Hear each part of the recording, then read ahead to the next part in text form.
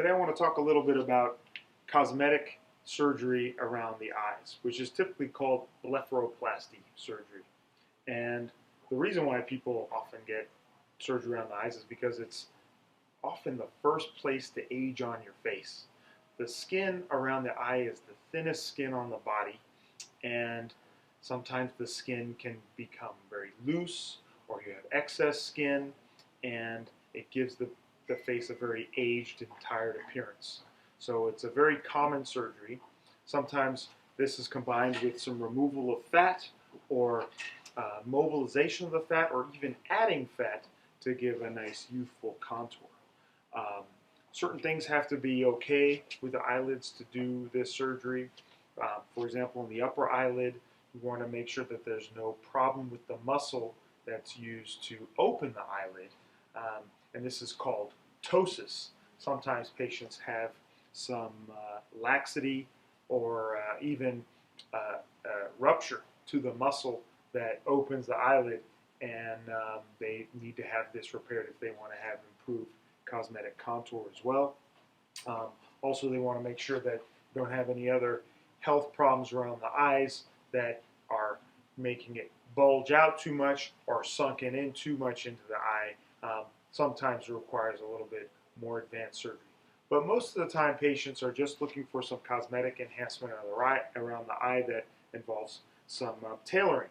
So in the upper eyelid, or an upper eyelid blepharoplasty, typically it involves removing some skin to give a nice, crisp, youthful eyelid crease. So typically we're removing a little bit of skin that's involved around the crease, and we tighten and close it with some sutures that are typically in place for a week. Often I'm removing a little bit of fat, usually at the central and more medial portions of the eyelid, to help give a nice contour there. It really depends on what the patient appears on physical examination. We also have to, when assessing the upper eyelid, we want to make sure that the upper eyebrow is not too droopy, and sometimes that might need to be treated with some brow surgery, or a brow lift, or browpexy, which just means holding it in place. Sometimes a little bit of Botox can help along the way. In the lower eyelid, there could be variation of findings. There may be too much bulging fat, there may be laxity of skin, or a combination of both. If there's only bulging fat, sometimes we can actually remove the fat by going inside the eyelid and going through the mucosa of the eyelid, called the conjunctiva. So this is called a transconjunctival blepharoplasty. We're basically just removing little areas of bulging fat that's below the eyelid that might give a more puffed appearance. But if patients have excess skin, then often we may need to remove some of the lower eyelid skin as well.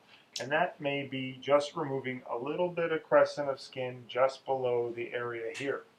It's important to be very careful with how much skin that's removed, because if you remove too much skin, or if there's too much tension on that eyelid, it can sometimes pull down the lower eyelid.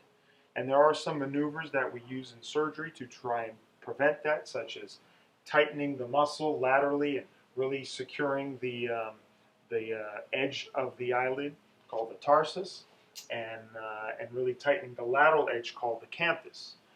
Sometimes we need to put a suture right after surgery between the lower eyelid, and we secure it to the forehead to help prevent there being too much tension when there's swelling in the immediate postoperative period.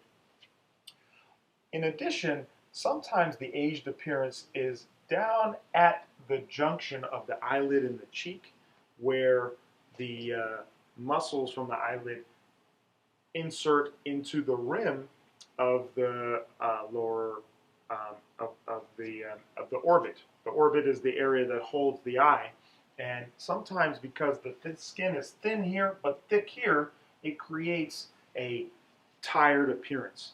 So often we want to release that septum that's inserts right in there, and we might release it and mobilize the fat that's in there to kind of drape across that area so you give a smoother junction between the cheek and the eyelid. And this can give a nice improved cosmetic result as well. Plastic surgery used to remove a lot of fat in these areas, but now we really understand that youthfulness is fullness. So we really try to preserve the fat and use it in a useful way. And often we might even take some fat from another part of the body and inject it in these areas, or we might use other filler to help give a nicer cosmetic appearance. Typically, the surgery in the lower eyelid has some absorbable sutures, and in the lateral aspect, we might put some sutures that will be removed after a week. Patients are pretty much back to themselves at about 2 weeks, but there is some swelling, especially in the lower eyelids, that would be pretty noticeable for the first 6 to 12 weeks. I'd like to talk about some non-surgical options for rejuvenation of the eyelid, specifically the lower eyelid.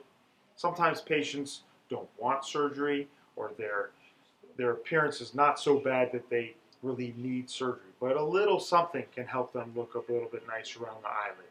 And some of the options might include some laser or some filler. And so there are some lasers that we have that can help tighten the skin of the lower eyelid. It's a very thin skin, and it does respond pretty well to some tightening procedures. It's not quite as effective as skin excision, but it has helped the overall quality of the skin and improves some of the thickness and its health. It's appropriate for patients of lighter skin types. In the darker skin types, they are a little more risky for pigmentation changes. But a lot of times the people that have the thicker skin types don't have as much, the thicker and darker skin types don't have as much laxity to their skin, so they tend not to need that as much.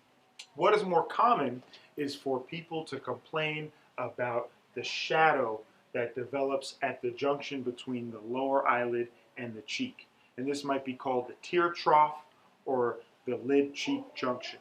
And basically in this area, it's where the septum below the muscle and the fat insert into the lower rim in your skull. And so in surgery, like I said, we would release that septum. But another option is to place a little bit of filler just above the muscle at that junction to try and smooth it out. And so we place a very thin type of filler called a hyaluronic acid, and just using a little blunt cannula through various passes, we place it just above that bone.